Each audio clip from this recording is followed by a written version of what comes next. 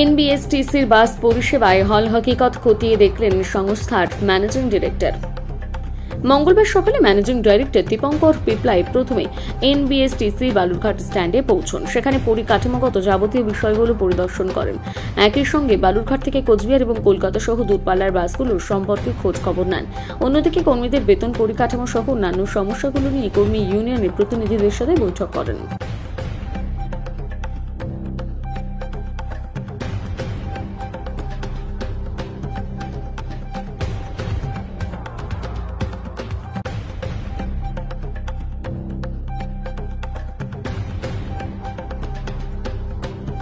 নদীর দরকার আছে, এইসবগুলো আমরা দেখার জন্য আসি।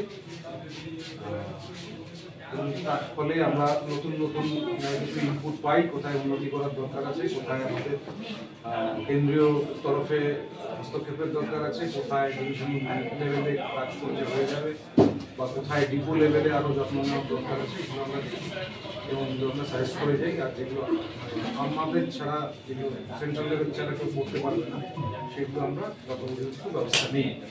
তো সেই উদ্দেশ্য নিয়ে আমরা প্রতি বছরই আসি। তো আজকেও আমরা এসেছি বালুরঘাট, আমাদের মানে একটা অন্যতম বড় ডিপো, কিন্তু বালুরঘাটের সমস্যা হচ্ছে বালুরঘাট যেহেতু একদিকে রয়েছে, মেন স্ট্রিমের থেকে একটু ভিতরে, তাই ঘন ঘন আসাও হয় না। আর বর্তমানে আমাদের কর্মী সংকট রয়েছে, দেখে একটু কাজের চাপও রয়েছে, তাই আরেকটু আসতে পারলে ভালো হতো। যাই হোক, আমরা বছরে অন্তত একবার আসি এবং এটা পরিদর্শন করি এবং তার ফলে কিছু কিছু উন্নতিও সম্ভব হয়। স্যার, বলছিলাম যে এখান থেকে কোচবিহার, বালুরঘাট কোচবিহার নাইট সার্ভিস আগে চলতো, সেটা চলানোর একটা পরিকল্পনা নেওয়া হচ্ছিল, সেই এবং আসানসোলের যে গাড়িটি এখান থেকে চলতো সেটা বন্ধ রয়েছে, এটা কি? আসানসোলের পারমিট এখন লাইভ আছে কিনা আমাদের দেখতে হবে, কারণ আমরা পারমিট ছাড়া বাস চালাই না, 1 নম্বর। আর 2 নম্বর হচ্ছে বালুরঘাট কোচবিহার, যেটা আমাকে টার্মিনাসও একজন বলবেন, তো সেটা খতিয়ে দেখতে হবে যে বালুরঘাট কোচবিহার সার্ভিসে আমাদের আউটপুট কীরকম আছে, অর্থাৎ আমাদের সেল কীরকম আছে।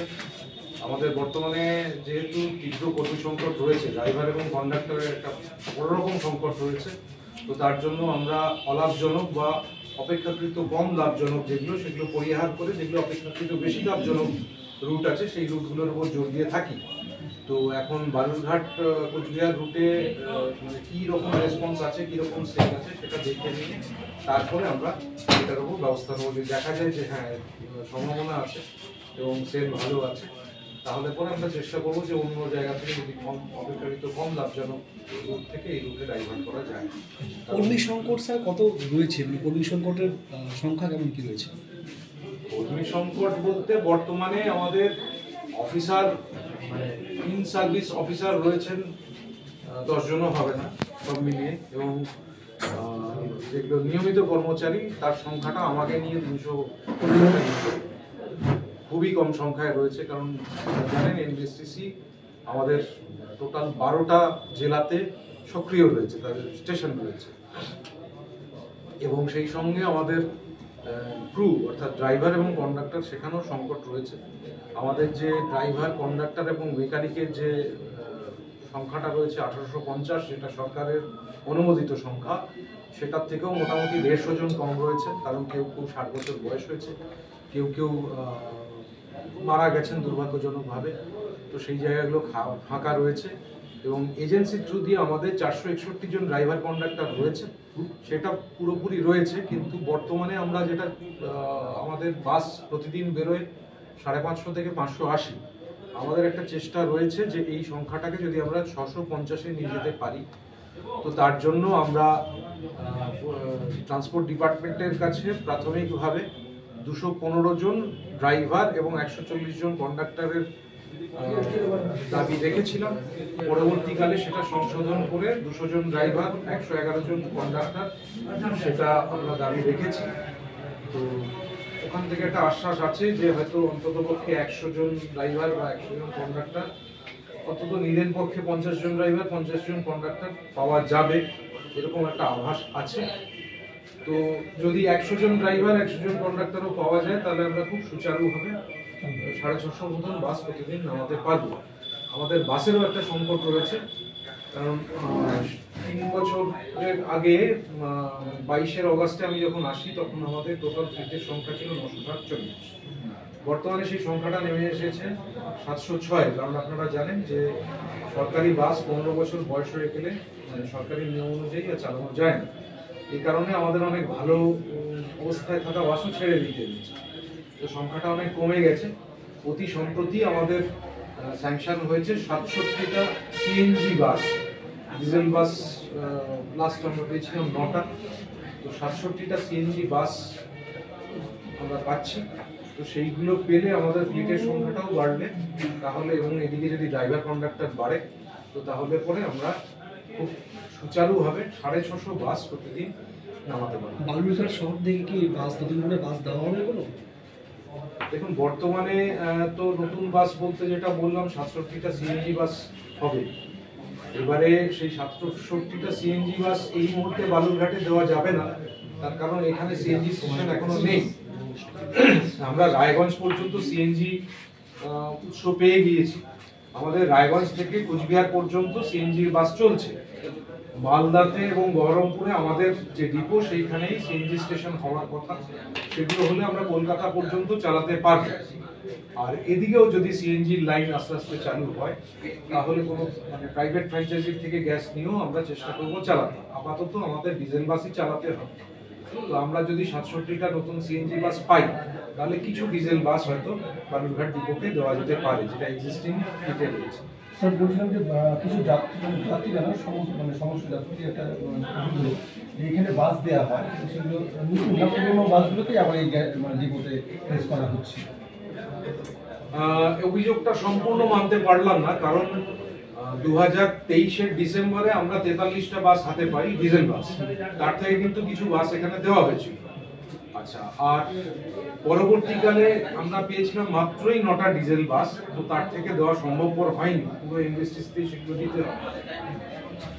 তো নতুন ডিজেল বাস পেলে আমরা অবশ্যই দেবো বালুরঘাটকে, কিন্তু যেহেতু আশু ডিজেল বাস পাওয়ার সম্ভাবনা নেই এবং এখানে সিএনজির পরিকাঠামো নেই, তাহলে আপাতত বাস বাড়ানোর জন্য অন্য জায়গা থেকেই বাস দিতে হবে। বর্তমানে আপনার বাসের সংখ্যা কত? 38। আর একটু কিছু বাড়ালে হয়তো সার্ভিস ভালো দেওয়া যেতে পারে, কিন্তু যেহেতু এক্ষুনি এই মুহূর্তে নতুন ডিজেল বাসের অনুমোদন নেই, শুধুই সিএনজি বাসের অনুমোদন পাওয়া গেছে, তো তার জন্য আপাতত অন্য জায়গা থেকে পুরোনো ডিজেল বাসই আমরা দেবো, কিন্তু ভালো কন্ডিশন। আচ্ছা, বলছিলাম যে অস্থায়ী কর্মীদের ক্ষেত্রে ড্রাইভারদের 1066 নিয়মের মাধ্যমে বেতন বৃদ্ধি হয়েছে, সেক্ষেত্রে মেকানিক এবং কন্ডাক্টরদের হয়নি, এই বিষয়টিকে এটা প্রশাসনের একদম সর্বোচ্চ পর্যায়ে বিচারাধীন রয়েছে। প্রস্তাব আমাদের থেকে গিয়েছিল এবং আমাদের মতো আর যে দুটি এসটি রয়েছে তাদের থেকেও গিয়েছিল, তো সেই প্রস্তাব পরিবহন বিভাগ এবং অর্থ বিভাগ হয়ে একেবারে প্রশাসনের সর্বোচ্চ পর্যায়ে আছে।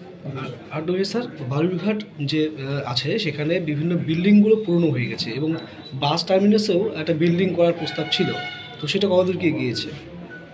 বাস টার্মিনাসে বিল্ডিং এই মুহূর্তে পরিকল্পনা হাতে নেই। বাস টার্মিনাসে যেটা আমাদের খুব প্রয়োজনীয়তা ছিল সেটা হচ্ছে যে পেভিংটা করা, মানে আগে মাটি দিয়ে গিয়েছিল যার জন্য বাস ঢুকলে খুব ধুলো উঠতো, তো সেটা পরিবহন বিভাগের অর্থানুকূল্যে আমরা ফান্ড পেয়েছিলাম এবং সেটা দিয়ে আমরা ব্যবস্থা করে দিয়েছিলাম। আর আমাদের সমস্যা হচ্ছে যে ডিপোর যে ইনফ্রাস্ট্রাকচার সেটা বহু পুরনো, সম্ভবত 1956 না কবেকার 1956 ডিপো এটা, তো অনেক পুরনো বাড়ি ঘরদোর রয়েছে, পাঁচিল ভেঙে গেছে, তো সেগুলোর জন্য আমরা সরকারকে লিখেছি, সেখান থেকে টাকা পেলে আমরা করে দিতে পারব। আর নিজেদের টাকায় আমরা আপাতত যেটা করতে চলেছি সেটা হচ্ছে যে এখানে জলের খুব সমস্যা রয়েছে, যেটা এক্সিস্টিং ওয়াটার সোর্স রয়েছে সেটা খুব খারাপ জল আসে, তো এখানকার কর্মচারী যারা রয়েছেন তাদের খুব কষ্ট হয়। তার জন্য আমরা একটা নতুন টিউবওয়েল, ডিপ টিউবওয়েল আমরা করে দেবো এখানে, আশা করা যায় জলটা তারা ভালো করে পাবে। আর এখানে ওই সিকিউরিটি পোস্ট এগুলো ভেঙে টেঙে গেছে, এগুলো আমরা করে দেবো। উপরে বোধহয় একটা মেসের পরিকল্পনা নিচ্ছে, উপরের ঘরগুলো খালি রয়েছে, ওখানে আমরা চেষ্টা করছি যদি আমরা মেস চালু করতে পারি, তো বাইরে থেকে যারা এসে এখানে নাইট হল্ট করেন তো তাদের এখানে ওখানে ভাড়া থাকতে হয় এবং ভাড়া দিয়ে অনেক বেশি পয়সা দিয়ে তারা ভাড়া থাকে, তো এখানে যদি ব্যবস্থা করে দেওয়া যায় তাহলে আমরা খুব নামমাত্র একটা সার্ভিস চার্জ নেব, কারণ আমাদের মেনটেন তো করতে হবে। তো আশা করা যায় যে আমরা এনবিএসটিসি সংস্থা উপকৃত হবে এবং যে কর্মচারীরা রাত্রে থাকেন তাদেরও সুবিধা হবে। এটা শুধু কর্মচারীদের জন্য এটা শুধুমাত্র না, ক্রু যারা নাইট হ্যাঁ ঠিক আছে।